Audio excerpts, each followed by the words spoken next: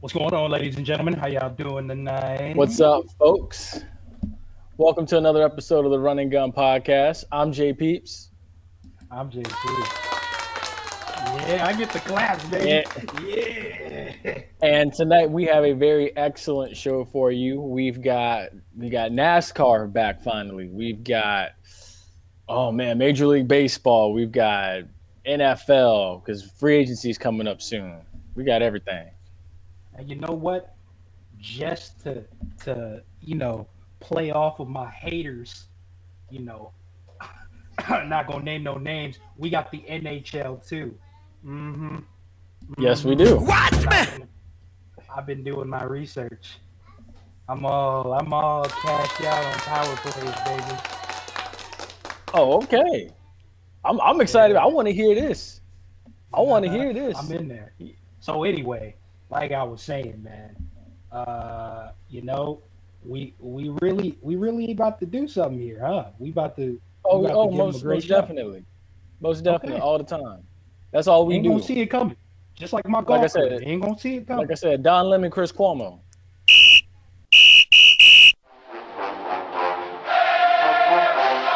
Hey, what's going on, guys? This is JP. This is the Bug. This is Jay Cee. This is Flash. This is Jimi Hendrix. And you are listening to And you're listening to And you're listening to the Run and Gun Podcast.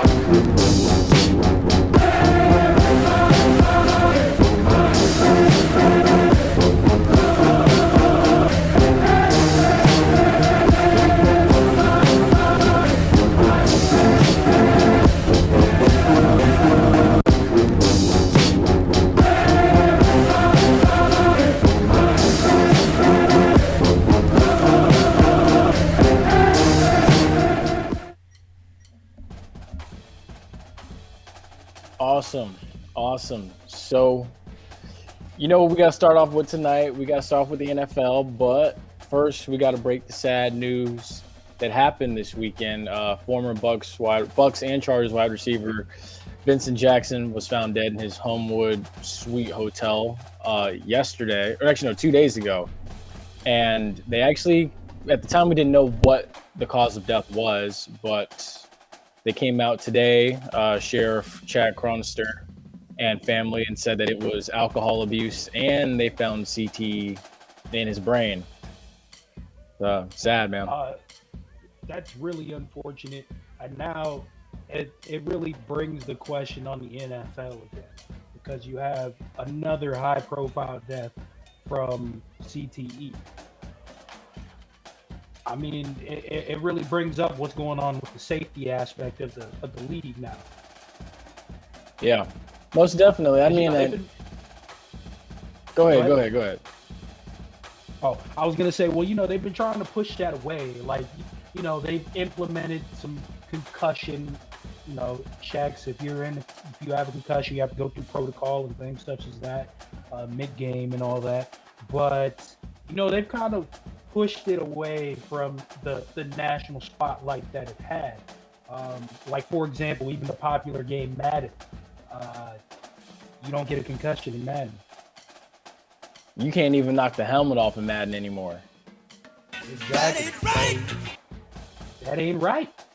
By the way, man, I shouldn't laugh at that. Madden, all I'm gonna say, Madden, get your life up. Don't ruin the newest college football game coming. I swear. No, Madden need to count its days because you've got NCAA coming, and then you got 2K out there, and then you got 2K talking about dropping the NFL video game. That's what you need to be worried about. All right. EA needs to fix their problem. But anyway. Mm-hmm. But that's sad and unfortunate and everything. You never. All I'm gonna say is this: make sure you check in on your people. Absolutely, and thoughts and prayers to Vincent Jackson's family. Vincent Jackson, pillar of the community. I mean, his foundation really helped military families and such. So it's unfortunate to see that happen. Yeah. Very unfortunate. The other thing we got is, and here's the thing I want to hit on. What do you make of Bill Belichick? For so long. Oh my! What do y'all make of Bill goodness. Belichick? He went 7-9 with Cam Newton at QB in his first season without Tom. A lot of people are saying Cam Newton probably won't be back. He went 7-9 with Cam being injured in his first year in the offense and everything such as that. And Bill Belichick is not the most forgiving of coaches, I would believe. So I bet you Cam had to go in there and learn that offense. He was not sugarcoating nothing. So, I mean, listen, it's easy to talk about the Brady and Belichick thing, right? Because you want to bring up the fact that Tom Brady went and he left and did all this and won a Super Bowl, right? Belichick 7-9 with Cam Newton. All right. Wear different hats, people. You can't compare them like that. Bill You really Belichick can't. is the head coach and the general manager. He wears a lot more and bigger hats than Tom Yes. Brady. Yep. You're gonna learn today. And I mean that team, I'm gonna be honest, I'm surprised they went 7-9 because the cupboards were bare. I mean, they also had a lot of people sit out for COVID. Yeah. So, Yeah, they did. I mean, the They cupboards did. were bare in New England. So the fact that they went 7-9 ought to tell you, what do you make of Bill Belichick? He's not done yet. Duh. Exactly. He's still gonna have a scary defense. Exactly. Because think about all these guys are coming back. So I'm intrigued to see what's gonna happen on Sunday Night Football next year up in New England, because you gotta remember the Bucks play the Patriots next year in New England. So I want to see this. I'm a little interested. I'd like to see a good Belichick defense against the hot explosive power of the Tampa. Excuse me. Let me say it right. No, don't say No. Don't act like y'all aren't all up on his Johnson. No. All right. I can personally hold on. Because I can tell you personally, the people I talk to, Tampa Bay is corny. I don't know. I'm not gonna go into so specifics. that's the problem, not the fact that y'all are on his Johnson & Johnson, the corporation. No, see, now hold on. There are people that encourage that. They were selling shirts. I'm gonna just leave that at that. I'm not gonna go into detail about who thinks it's corny and who doesn't think it's corny and stuff like that. You're missing the whole main point. You're trying to talk around. No. Y'all are on his Johnson. No. I game respect game and all that. Like I said last week. But I'm telling you now, the people that are saying Tampa Bay and the people that are saying Tampa Bay, it's a huge difference. Come on, man. I want you to look at my hand when I do this now. No. Look, y'all gave Todd Bowles the credit for one day, and then the next day it's all about Tom. Whoa, hold up. Now I'm gonna say throw a challenge flag. Throw a challenge flag. Tell me I'm Throw a challenge flag. I'm waiting. Where's it at? Hold up. Tell me a lot. Because he knows I'm right. I'm waiting on the challenge flag. No. Hold up. Wait, whoa. Y'all gave Todd Bowles the credit for about Hold on one a day. second. A solid 24. Now where the mute button? Man, I'm not even. All right. A solid Now, 24 first of all, hours. wait, where's the mute button at? Hold up. Because I'm gonna specify this. Personally, me, I don't speak for other people. I can only speak for what I've said. I know Todd Bowles was a good defensive coordinator. I've had this conversation when I was working before I came over here for grad school, multiple times. I said it last year when the Bucs were rolling with Jameis. Todd Bowles and his defensive scheme came together late in the season during that push that they were trying to make for the playoffs. And that was even Bruce Arians' selling point to Tom Brady to come to Tampa. We have a good defense here because Todd Bowles is building something scary. So you come on over and we'll just finish the puzzle. Never have I once been on Tom Brady's Johnson. So I encourage both my compadre and my producer, go back and look at every podcast since Tom Brady signed on March 17th and quote me saying I'm on Tom Brady's jockstrap. I quote anybody that's listening to this and watching this. Please go back and quote me. Please. Because I never said any of that. Not me. Not me. No. Don't twist that. No. Where that Byron Leftwich love at then? Put together a heck of a game plan. He put together a heck of a game plan, and it got started. And the end of that season. Exactly. The end of the season, it came together perfectly. The whole offense hit their stride. Mind you, it was a COVID year. I wasn't saying you specifically. I'm sorry if you felt like I was attacking you specifically. I was going to say, hold up. When I say you, I mean you Bucks fans. I was gonna say. You know who I'm talking about. I was saying you must be. I know. So you talking about Stank and all them. That the people that's trying to put the street sign up in New Orleans. To fight. I'm talking about them Bucks fans now. Now you know exactly what I'm talking about. They on Johnson and Johnson. That's stinking. That's stinking in people. Johnson, but won't give credit to Todd Bowles for calling a great game. The defense for taking advantage of what Kansas City was not smart enough to change.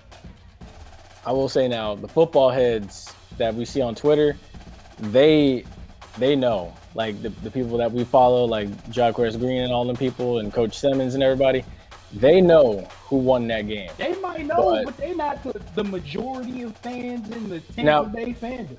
No. Now I will say you. I'm saying this so they understand. Because somebody I'm with you now.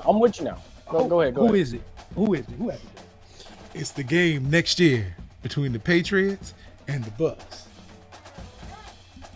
Get ready, you mother! Honestly, I will say this. It depends on what time of the year that game falls. Because if I feel like if it's in the cold, advantage New England. If it happens in September or early October, advantage Bucks. I think there's going to be there might be a little slug on the Bucks. I mean, yeah. It depends. Like I said, it depends. It depends when it happens, I think. But as I digress, we are now into the NCAA, folks. Oh man, there's so much I didn't. Well, we can get to that in Hot Topics. So Baylor and Gonzaga,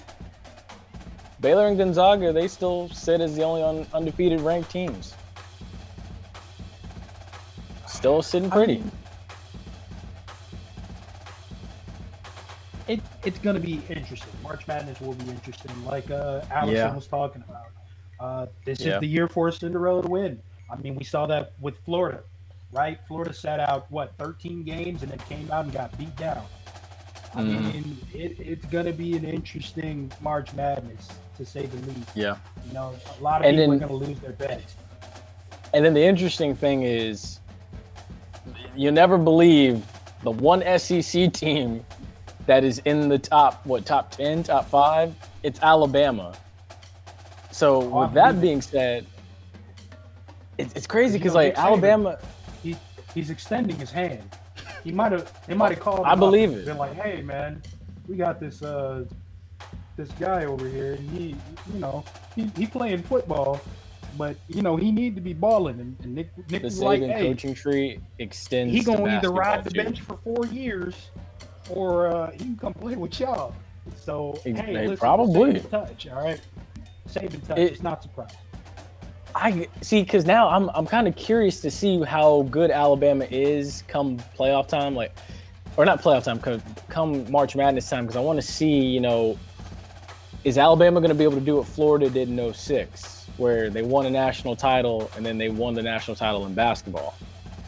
So I'm intrigued by this. It'll be interesting to see. We'll say that. Yeah, it will. What else you got for us? What else you got? We got Gus. The Gus bus is rolling into Orlando. So Gus Malzahn is down here with us Florida folks now. Correct the mundo.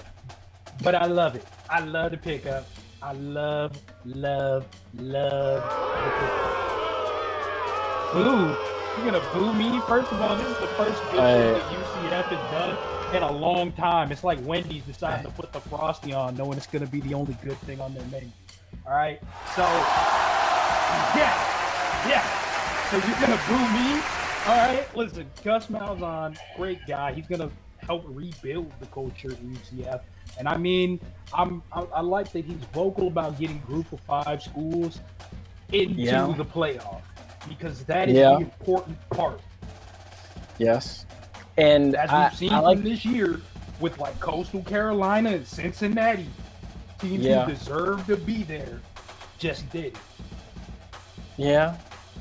But I mean, well, I'll say that UCF, I think they're trying to catch back up to Cincinnati. They had already passed Cincinnati by, but Cincinnati kind of caught back up and passed them by. So I think they're trying to like keep up with this arms race in the AAC and everything. Well, of course, gone are the days of Scott Frost. I mean, you just have to realize as soon as he left, you knew there was going to be a decline in the program.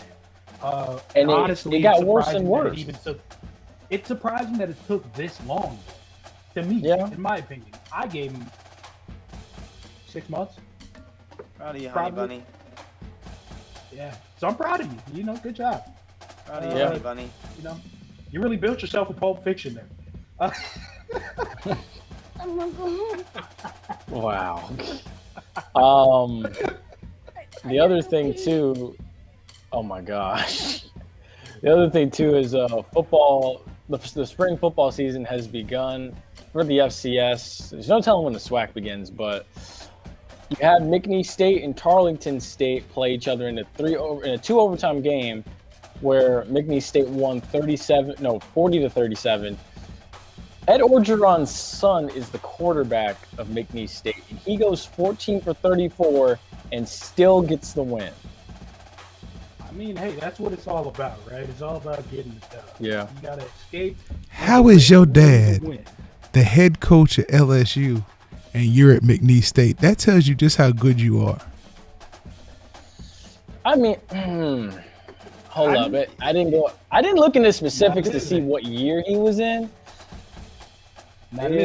All I'm gonna say is compare that to your boy Dabo. Now hold on. You gotta think about this. You gotta think about this too. Like, if you're the coach's son, and then you got that pressure coming in. Like, do you want to deal with that? Like, some people handle pressure differently. So that's my thing. Make diamonds. Have you seen it? Also bust pipes. Have you seen McNeese State's campus versus LSU's campus? No, I have not. Is it nice or is it bad? There's a reason why these players are at LSU and not McNeese State. Okay. Hold up. So, wait. Which campus is nicer? Would you say Southern or McNeese State? Neither one compares to LSU, where your father is the head coach. Okay. Listen, that's all you know what? I gotta respect the move from Ed Orgeron right there, because imagine having to look your wife in the eye when you're out recruiting, and she's telling you your son is right there. Give him an offer, and you go. Hey, what do you go? Oh no, baby! I know it was yeah. I can't. He sucks. Oh, Go Tigers! Wait, hold on. Wait, no, he divorced her. That's right. Probably over where the kid went to college. Because that's why he had that video with the. Let me stop. What? Let me stop. I said too much. Let's not get into that. Let's not. I said too much. All right. I've said too much. But all I know is the video. I'm just saying. All I know is the video. The video. A whole bunch of mumbling. Oh, the video ends with Go Tigers. Go Tigers. That's what the video ends with. You just you got to go see it for yourself. I've said too much. No. I'm not looking at that. But I will address this FCS football spring season thing, right? As we've said before, as we are trying to condition you into understanding this is a terrible idea for you. And you know why I say this? Because I'm looking at my Twitter And what do I see? I see people from the SWAC talking about Alcorn, talking about the MEAC, right? They want to talk a whole bunch of mess, talking about, oh yeah, look at Alcorn looking at other people in the weight room like something. Like, bro, are you people that dense not to understand the dangerous effects of just going for a year straight? See, and it works both. It works both ways. When the players were protesting and stuff, you had a lot of HBCU folks. I'm not going to call anybody out personally that were saying, okay, we need to listen to them, and y'all aren't listening to them. See, this is why they need to be going to HBCUs. But now, when you have these players that are playing spring football, when none of these kids are old enough to get the COVID vaccine, a lot of them are just like, no, they need to play. They need to play. Go ahead out there, let them play. So I'm like, this kind of works both ways. We need to be protecting our children still. Like y'all need to wake up. Don't look at this one-sided. The mad hypocrisy it's just crazy out here among these HBCU fans. I mean, like, I'll never wish ill will on the players and the kids, right, or the coaching staffs or anything like that. But I feel like I'm mad. They just need to see something. Like, exactly. It's unfortunate that they might see something. Like fall comes and people are just dropping. Exactly. See, and that's my thing too. Because look, and this is why I've come to respect Alcorn.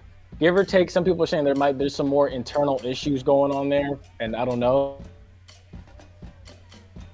And so did FAMU and Bethune. But I mean, look, God forbid something happened to one of these kids at a HBCU. God forbid. It's going to be heavily frowned upon for a lot of these programs. That's all I'm going to say. But I've come to respect Alcorn just a little bit more. Absolutely. And if something happens, I want to see you go out there and suit up. Exactly. All right. I'm off that. I'm good. But, yeah, we got the NBA next. So if y'all saw it, I'm going to start. Did y'all see Draymond's rant last night on TNT? Talking about, it was on TNT. Draymond was talking about, Green? It's a shame. Yeah, Draymond Green. He was just like saying, like, when a player asks to be traded and stuff, the organization needs to have his back and let him know, versus portraying him as a bad guy and stuff. Like, the organizations always take, like, I don't know, you have to go watch it to better have an understanding of it. Well, regardless, whatever he's saying, no. The organization does not care about your feelings. The organization cares about winning and making money. And making money to win. Honey bunny. See, and that is what Shaq and D Wade said last night. They're not. It's not their job to care for you. All right, you see these NBA What he stars, said right? was, he said, like James Harden was vilified by the media because he pushed and demanded to get out of Houston. But what they're doing with Drummond by making him go back, put on street clothes, and just sit on the sideline, he said they could have at least let the man go home. You need to treat us with the same dignity you want us to treat you with. Yes, that's it. Yeah. Oh, okay. I couldn't figure out how to word that. I couldn't figure out how to word it, but yeah, Shaq and D Wade were agreeing with that. Okay. So I do agree with that. Okay, I do agree with that. Oh man, wow! I just almost went on a rant. You were gonna let me go like that? I mean, he caught you. I'm gonna go home. Yeah, I want to go home, man. How you gonna do me like this? I gotta go pee. Oh God, man, I feel like Paul Pierce. Oh my God. Call me Lamar. I gotta go pee, man. Oh my God. But I gotta go pee. I do agree with that. I do agree with that aspect. Correct And you know what? Honestly, waiting on Drummond to get the call that he's going off to the Los Angeles Clippers, baby. I can see because it's interesting. The Clippers really do need a big man, especially if they're going to go up against Anthony Davis. We're still waiting on to see what his injury is. But, they're going to need themselves a real good big man. And Andre Drummond, he's a pretty good big man because right now he's averaging a double-double.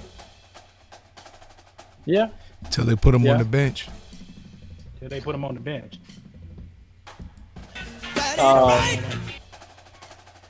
I mean, you also got out there, you've got Blake Griffin, who's sitting out for the Pistons, while the Pistons work on trying to buy his contract out and trade him. So it's happening all over the place. Although I feel like Blake Griffin would love to die and go to a contender. Well, I was reading some stuff, and there was a little sprinkle of talk about the Lakers, why the Lakers should get Blake Griffin now that Anthony Davis is hurt. And I was like, Blake Griffin would give his all. Griffin would probably jump at that, and I mean through the roof. Who wouldn't? He's already real close. Who wouldn't jump in that? I would jump at that if I was Blake Griffin. Exactly. I mean, but you're noticing that Detroit blow up mode completely. Oh yeah, I know. The D Rose trade, now to get rid of Griffin. They're just selling. It's gonna learn today. Whatever they thought they had. Weren't they a playoff team? Weren't they a playoff team like a few years ago? I could, or like they were like pretty darn close. Like they were like, okay. I know it's 8 is like the number, right? Like everybody gets in nearly. Yeah, that's true too. Watch me. But whatever they're on right now, they're on their Detroit Lions thing right now. They're just doing their own thing over there. Have a little blow up moment. They'll come back. Maybe next year after that, and they'll be again, and then they'll probably blow it up again. I'm not really surprised. I agree. And then also the NBA has issued warnings to LeBron and Kyle Kuzma for violating the anti-flopping rule in their 115-105 win over the Grizzlies. But I think LeBron been doing this. Like nothing's gonna happen to LeBron. Something might happen to Kyle Kuzma, but ain't nothing gonna happen to LeBron. I got soul, and I'm super bad. LeBron That's gonna what he keep on doing when it. he almost hit the ground right there. That's exactly what he be screaming. Yeah. And then the funny thing is, I saw a video today of Michael Jordan for when he was with the Wizards, talking about, "Hey man, that man can't do that. You're supposed to foul him for that." And then the ref turns around and is like, "Yeah, I got a foul on 5-5 white for a push." And he's like, "How you like that, Michael? That's good." I'm like, so I'm just like, hey, once you build up that reputation, hey, it takes care of itself. I mean, listen, if you're a walking rule book and you understand what's going on, I mean, eventually maybe you get the refs your way, especially if you're the best player in the league. But if you're LeBron James and you're the best player in the league and you're also one of the gosh dang biggest dudes in the league, it do not make sense for you to flop. You should actually be out there causing fouls, dog. Yes. Like they should put you in a haunted house for how many yellow things you have hanging from your house. That's all I'm gonna say. They ought to call you dangerous. Every time you go out there, you feel like karate, but I'm no crazy. Every time. Like this. Sorry, you gotta dribble the ball. My bad. Every time. You gotta look like Derrick Henry out there. I mean, one of the biggest dudes out there. I mean, what the hell are you flopping for? I agree. Right. Like, he's been. I don't know what to make of that. That's. Yeah. Well, it's that new era of basketball, right? Yeah. It is. I don't want to sound like an old head or something because I'm not an old head. But I was talking about this with a friend of mine who is like a huge hockey fan. He played hockey. Dude I met since I've been over here going to grad school. And he was like, I don't know what it is, but like the NBA and the NFL have gotten so soft with their rules. Like stuff like that happens in hockey. I was like, okay, I understand where you're coming from. You understand that, but you didn't understand the first half of the Super Bowl. Okay. Ooh. Hey. Ooh. Now I understand. He didn't either. He didn't either. I understand the NFL thing, right? Like, yes, the rules have gotten softer. But dang, man, like, I mean, we just had like the CTE thing, right? Like, yes. I mean, it kind of has to get softer. Do I like the fact that they coddle quarterbacks? Heck no. But it kind of does. Something has to change with the NFL. And this is what we were talking about. We're probably going to end up getting cut off somewhere around maybe here. But, you know, the NFL has to do something about it, right? And they see them doing it as throwing a bunch of fouls, right? Throwing a bunch of penalty flags and coddling quarterbacks. That's what they see as being the thing to stop it. Yeah. Yes. And I mean, you know, it goes back to those rules they had to implement to protect guys like that play wide receiver. You couldn't. There was a time when you could jam. Say it to protect guys like Brady. No, I'm talking about protect guys like wide receiver. Like Mel Blount would jam a receiver all the way downfield throughout the whole play. You could That's football. But see now it's a 5 yard. Within 5 yards you can do football.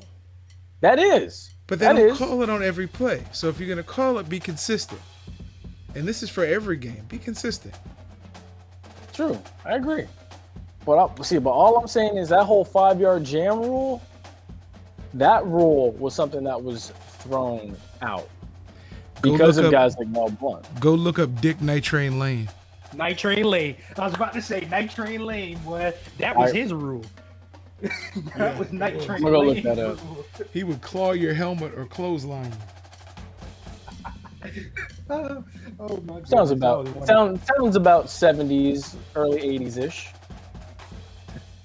Sounds about right. But we are now into hot topic. So this first thing, because we got hit on it because we didn't hit on it last week. Goalies are struggling in the NHL this season. The save percentage is about 900. What do y'all make of now, it? Listen, I'm going to tell you right now, that's nothing really to work out.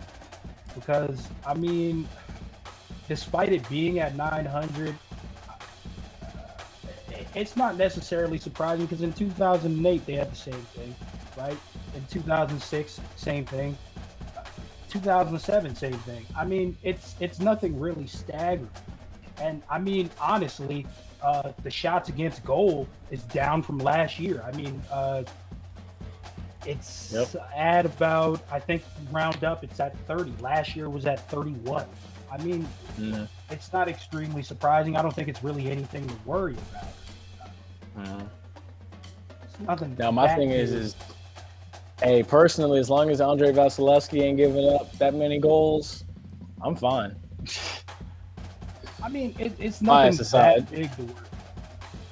True. And I think a little bit of it is, you know, they've had a quick turnaround, so they didn't really have much time to rest as far as their season went. Like, they had to stop, restart, and now they stopped for a significant amount of time. Now they're restarting again. So, I mean, you know, it's going to happen. It's going to happen. Absolutely. I mean, that's what you expect. It's just like we were talking about with the NCAA basketball. Yeah. You're missing reps. You're missing game speed. Just most definitely bound to happen. But it's nothing necessarily to work out. They're still on average. Yeah. The other thing that happened, actually no, I'm gonna save that for last. That Daytona finish thing. Daytona 500 finish. I'm gonna hit on this real quick. So you already know the Bucs became the first team to win the Super Bowl in their own home stadium. So is it possible that we might see another team win the Super Bowl in their own home stadium now?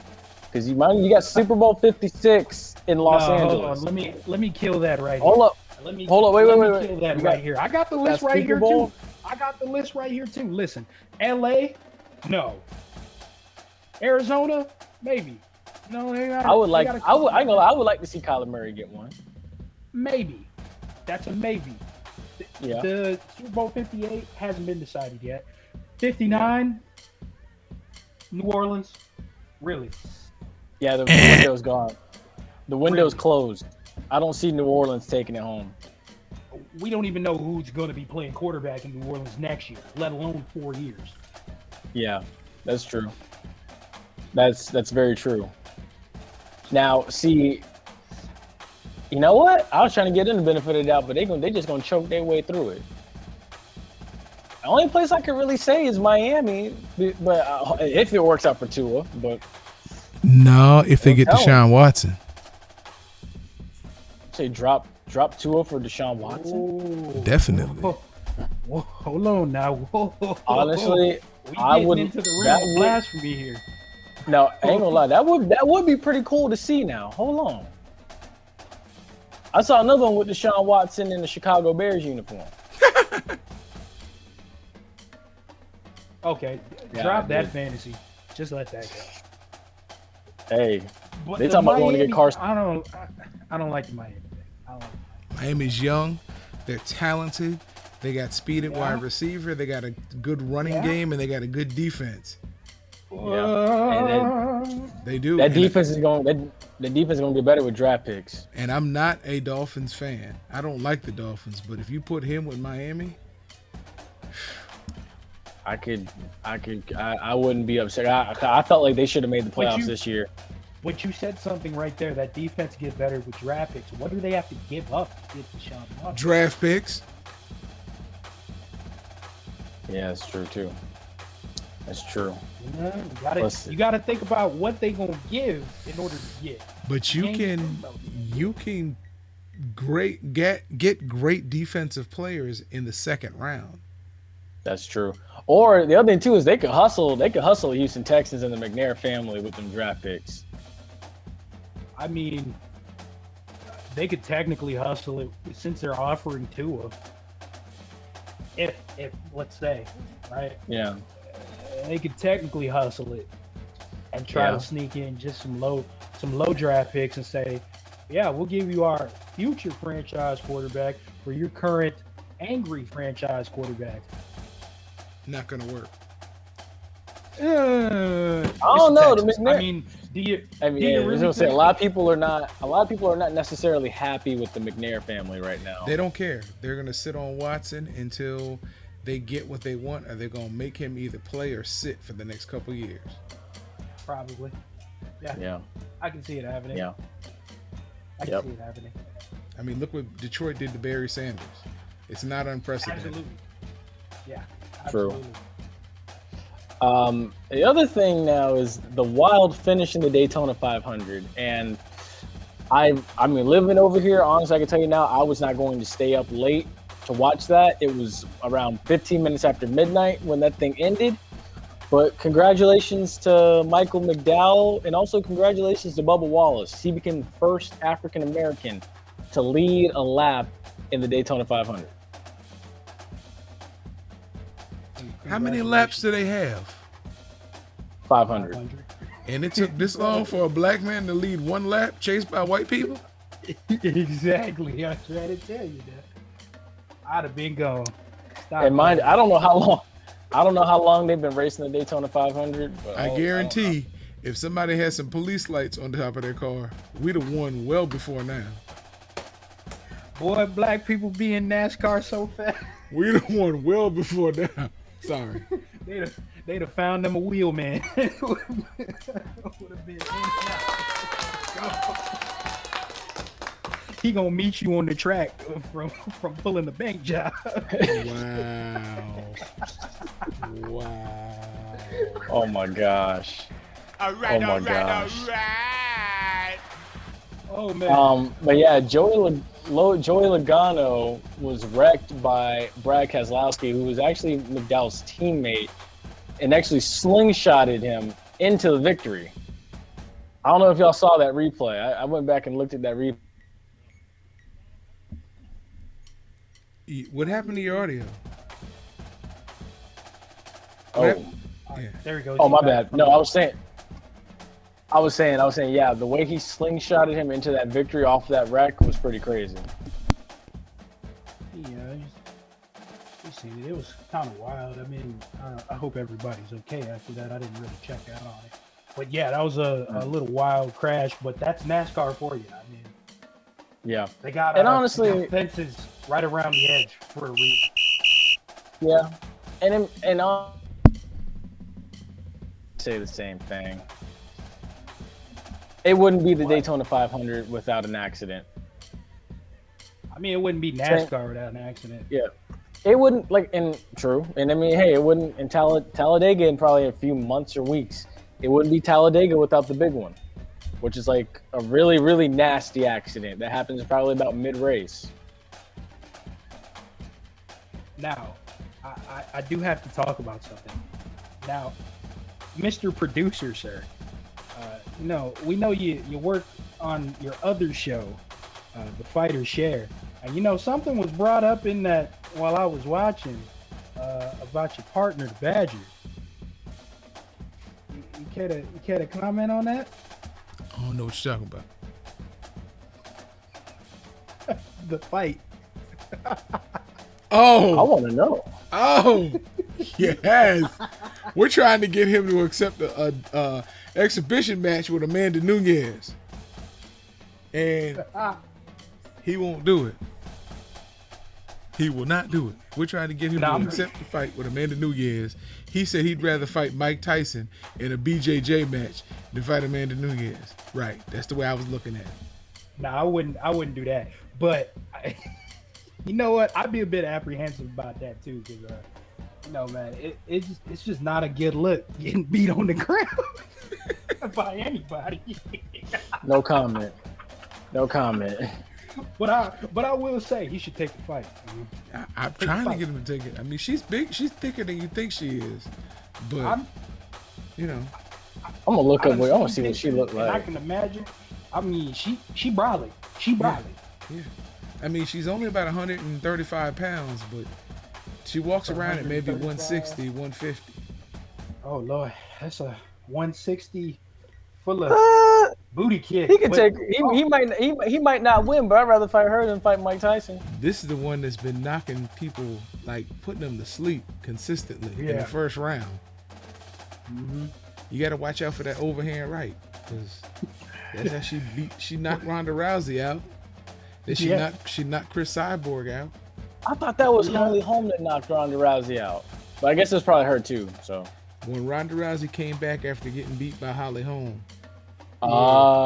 she put her out in the first round, bro. The first round. Yeah. Hey, got you. Let me get out of the way so y'all can do your closing.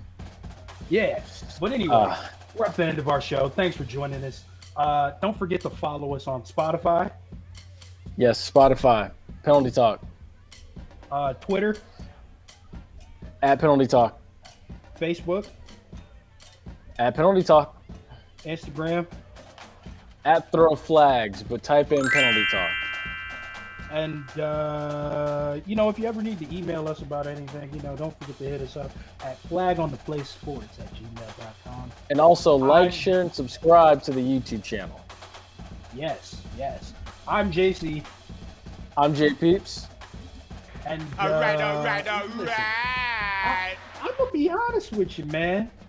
And y'all have a blessed night. Y'all stay safe. Y'all take care. Dog. Hey, listen, man.